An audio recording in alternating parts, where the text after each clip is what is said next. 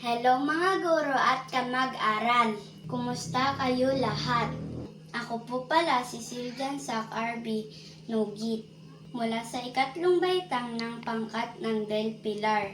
Mataas na paaralan ng Baysa Elementary School. Sa araw na ito ay pag-aaralan natin ang similar fractions. Pero bago yan, ay magbalik-aral tayo tungkol sa parts ng fractions sa pamamagitan ng kanta. Fraction, fraction, fraction, fraction. Part of a whole, part of a whole. The denominator and the numerator. Fraction bar, fraction bar. Fraction, fraction, fraction, fraction. Part of a whole, part of a whole. The denominator and the numerator. Fraction bar, fraction bar. Nag-enjoy ba kayo? Ngayon mag-enjoy naman tayo sa ating aralin.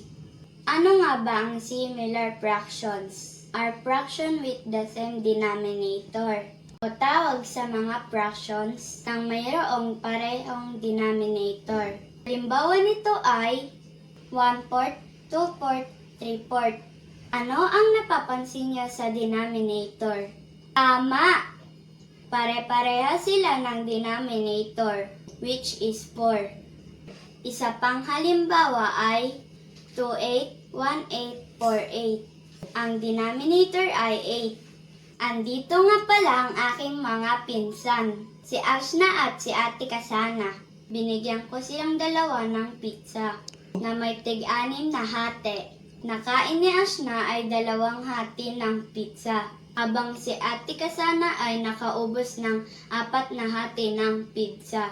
At silang dalawa ay may parehas na denominator, which is 6. Tandaan, ang similar fraction ay may parehong denominator. Muli ako si Siljan mula sa ikatlong baitang ng pangkat ng Del Pilar. Salamat sa inyong pakikinig. Paalam!